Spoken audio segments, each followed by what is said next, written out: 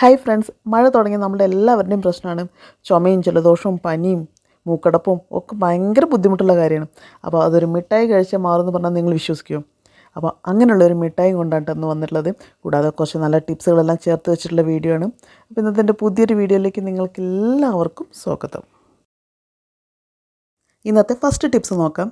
നമ്മൾ lemon juice എടുത്തതിന് ശേഷം അതിൻ്റെ തോലാണ് കേട്ടോ അത് ഞാൻ കട്ട് ചെയ്തിട്ട് മിക്സിൻ്റെ ജാറിലേക്ക് ഇട്ട് കൊടുക്കുന്നുണ്ട്. എന്നിട്ട് കുറച്ച് വെള്ളം കൂടി ഒഴിച്ചിട്ട് ഒന്ന് മിക്സിയിൽ നന്നായിട്ട് അരച്ചെടുക്കുക. ചിലപ്പോൾ അരച്ചെടുക്കുന്ന സമയത്ത് അതിൻ്റെ തോല് മുഴുവനായിട്ട് അരഞ്ഞെന്ന് വരില്ല, എന്നാലും ഓക്കെ. അതൊന്ന് നമുക്കതിൻ്റെ വേസ്റ്റൊക്കെ മാറ്റിയിട്ട് നന്നായിട്ട് അതിൻ്റെ ജ്യൂസ് മാത്രമാക്കിയിട്ട് ഇതേപോലെ എടുക്കുന്നുണ്ട് കേട്ടോ. ഇത് എന്തിനാണെന്ന് വെച്ചാൽ ഞാനിതിലേക്ക് ഇനി ഒരു പാക്കറ്റ്, ചെറിയൊരു പാക്കറ്റ് ഷാമ്പു ആണ് ഒഴിച്ചു കൊടുക്കാനായിട്ട് പോകുന്നത് കേട്ടോ. ഷാമ്പു ഒഴിച്ചതിന് ശേഷം നന്നായിട്ട് മിക്സ് ചെയ്ത് കൊടുക്കുക. വേണമെങ്കിൽ കുറച്ച് വെള്ളം കൂടി ഒഴിച്ചിട്ട് മിക്സ് ചെയ്യാം. ഇത് എന്തിനാണെന്ന് വെച്ചാൽ നമ്മൾ കിച്ചണിൽ സവാള കട്ട് ചെയ്യുന്ന സമയത്തോ അല്ലെങ്കിൽ ഫിഷ് മീറ്റൊക്കെ കട്ട് ചെയ്യുമ്പോൾ നമ്മുടെ കയ്യിലുണ്ടാകുന്ന ബാഡ് സ്മെല്ല് പോകാൻ ഏറ്റവും നല്ലൊരു സൊല്യൂഷനാട്ടോ ഇത്.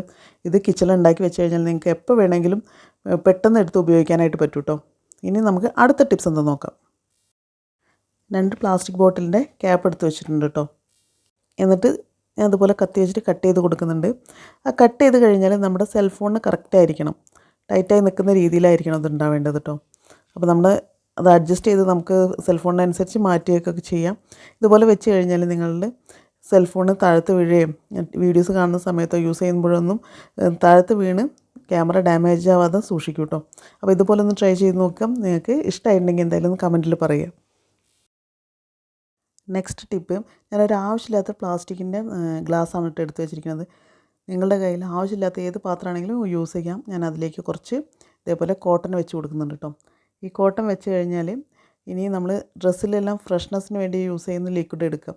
കംഫർട്ടോ ഏതാണെങ്കിലും നിങ്ങൾക്ക് യൂസ് ചെയ്യാം. നിങ്ങൾക്ക് ഇഷ്ടപ്പെട്ടുള്ള ഒരു സ്മെല്ല് ചൂസ് ചെയ്തിട്ട് ഇതുപോലെ പഞ്ഞിയിലേക്ക് ഒഴിച്ചു കൊടുക്കുക കേട്ടോ. ഇത് വൈറ്റ് കളറായത് കാരണം നിങ്ങൾക്ക് അറിയാനായിട്ട് പറ്റുന്നുണ്ടാവില്ല.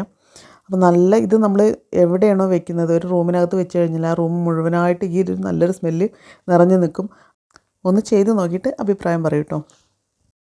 നമ്മൾക്ക് വിട്ടുമാറാത്ത ചുമയുണ്ടെങ്കിലും ജലദോഷം, കഫക്കെട്ട്, അതേപോലെ തന്നെ മൂക്കടപ്പ്, പനി ഇതൊക്കെ ഉണ്ടെങ്കിലും ഈ ഒരു മിഠായി കഴിച്ച് കഴിഞ്ഞാൽ നിങ്ങൾക്ക് നല്ല ആശ്വാസം കിട്ടും കേട്ടോ.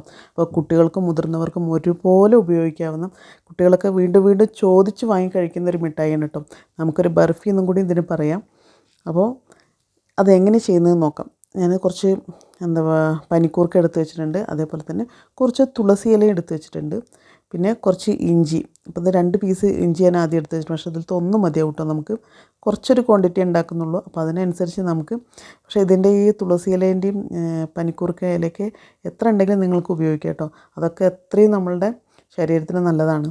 പിന്നെ അതുകൂടാതെ നമ്മൾ വേറെ 2 ഇൻഗ്രീഡിയൻസ് കൂടി ചേർത്ത് വരുമ്പോൾ ഇത് നിങ്ങൾക്ക് നല്ല ശരീരത്തിന് എഫക്റ്റീവായിട്ടുള്ള കഴിക്കാൻ നല്ലൊരു ടേസ്റ്റാണ്, മെഡിസിനായിട്ട്. അതിൻ്റെ സ്മെല്ലായാലും ശരി, നമ്മൾ അത്രയും ഇഷ്ടപ്പെടുന്നൊരു സ്മെല്ലും കൂടിയാണ്. അപ്പോൾ അതെല്ലാം ഞാൻ നല്ലതുപോലെ കഴുകിയെടുത്തതിന് ശേഷം മിക്സിയിലേക്ക് ഇട്ടിട്ട് ഒന്ന് നന്നായിട്ട് അരച്ചെടുക്കും. ഇഞ്ചിയും അതേപോലെ തന്നെ പനിക്കൂർക്കയുടെ ഇല, തുളസി ഇല, പിന്നെ അതിലേക്ക് ഞാൻ കുറച്ച് കുരുമുളകൊക്കെ നമുക്ക് എത്രത്തോളം എരിവ് കഴിക്കാൻ പറ്റുന്നുണ്ടെങ്കിൽ കുറച്ചധികം ഇട്ടാലും കുഴപ്പമില്ല. പിന്നെ അതേപോലെ തന്നെ ചെറിയ ജീരകം, ഇത്രയും നമ്മൾ മിക്സിയിൽ കുറച്ച് വെള്ളം ഒഴിച്ചിട്ട് നന്നായിട്ട് അരച്ചെടുക്കുകയാണ് കേട്ടോ ചെയ്യുന്നത്. ഇഞ്ചി പെട്ടെന്ന് അരയുന്നതിന് വേണ്ടി ഞാൻ വെള്ളം ഒഴിക്കാണ്ട് ആദ്യം ഒന്ന് ചതച്ചതിന് ശേഷം പിന്നെ വെള്ളം ഒഴിച്ചിട്ട് നന്നായിട്ടൊന്ന് അരച്ചെടുക്കുകയാണ് കേട്ടോ ചെയ്തത്. അപ്പോൾ പെട്ടെന്ന് തന്നെ നമുക്ക് അരഞ്ഞു കിട്ടും. എന്നിട്ട് ഇതേപോലെ ഞാനൊരു അരിപ്പയിൽ വെച്ചിട്ട് അല്ലെങ്കിൽ നല്ല തുണിയിൽ വെച്ചിട്ടോ ഇതുപോലെ നല്ലതുപോലെ ഇതിലത്തെ ജ്യൂസ് പിഴിഞ്ഞെടുക്കുക കേട്ടോ. ഞാനിപ്പോൾ ഇതൊരു അരിപ്പയിൽ വെച്ചിട്ട് നന്നായിട്ട് അരിച്ചെടുക്കുന്നുണ്ട്. ഇതിൻ്റെ ജ്യൂസ് മാത്രമാണ് നമുക്ക് ആവശ്യം. ഈ ജ്യൂസ് ഇതുപോലെ കുടിക്കുകയാണെങ്കിൽ നമുക്ക് നല്ല കാര്യമാണ്. പക്ഷേ കുട്ടികളാരും തന്നെ ഇതുപോലെ നമ്മൾ ഈ ജ്യൂസ് കുടിക്കാനായിട്ട് പറ്റില്ല. അപ്പോൾ നമ്മളിപ്പോൾ ഈ ചെയ്യുന്ന അതുപോലെ ചെയ്ത് കൊടുത്തു കഴിഞ്ഞാൽ കുട്ടികളൊക്കെ ഇഷ്ടപ്പെട്ട് കഴിക്കുകയും ചെയ്യും കേട്ടോ. അതിനായിട്ട് ഞാൻ കുറച്ച് ശർക്കര എടുക്കുന്നുണ്ട്. ശർക്കര ഒന്ന് പാവ് കാച്ചിയെടുക്കണം. പാവ് കാച്ചിയെടുക്കുന്നത് എന്തിനാണെന്ന് വെച്ചാൽ അതിലുള്ള അഴുക്കും ഒക്കെ ഒന്ന് പോയി കിട്ടി, അതിൽ കല്ലൊക്കെ ഉണ്ടാവും, അതൊക്കെ ഒന്ന് പോയി കിട്ടിയിട്ട് വേണം ആ ശർക്കര പാനി ഉപയോഗിക്കാനായിട്ട്. അതിന് വേണ്ടിയിട്ടാണ് ആദ്യം ഒന്ന് പാവ് കാച്ചിയെടുക്കുന്നുണ്ട്. എന്നിട്ട് ഞാനൊന്ന് അരിപ്പയിൽ വെച്ചിട്ട് അരിച്ചെടുക്കുകയാണ്.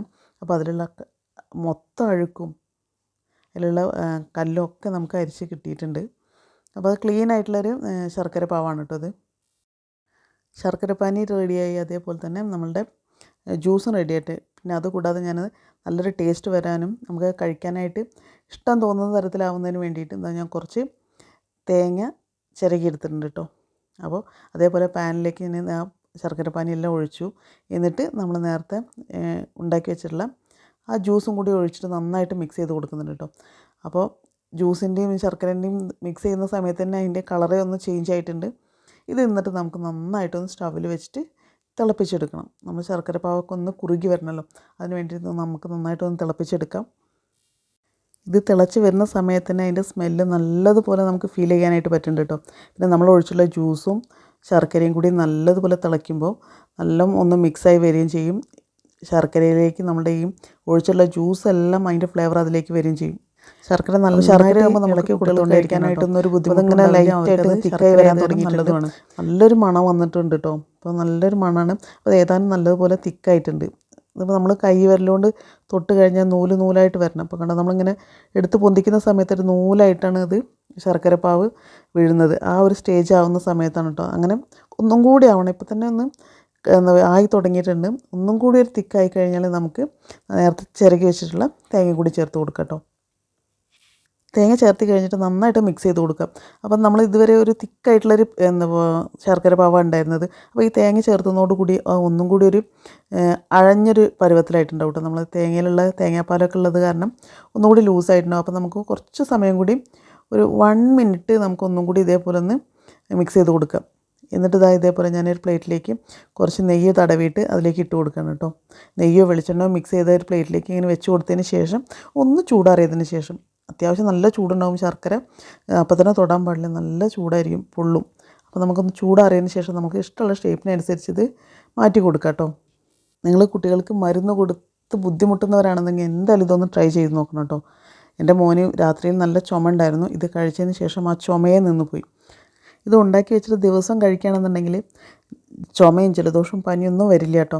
ഇനിയിപ്പോൾ നമുക്ക് ജലദോഷം വന്നിട്ടുണ്ട്, മൂക്കടപ്പ് ഉണ്ടെന്നുണ്ടെങ്കിൽ ഇതിലൊരു മിഠായി കഴിച്ചാൽ മതി, നിങ്ങളുടെ മൂക്കടപ്പ് ഉറപ്പായിട്ട് മാറും. അതേപോലെ തന്നെ നിൽക്കാത്ത ചുമയൊക്കെ ഉണ്ടെങ്കിൽ എന്തായാലും കഴിക്കാൻ നിങ്ങൾ കുട്ടികളെന്നല്ല മുതിർന്നവർക്കും ഇത് നല്ല എഫക്റ്റീവാണ്.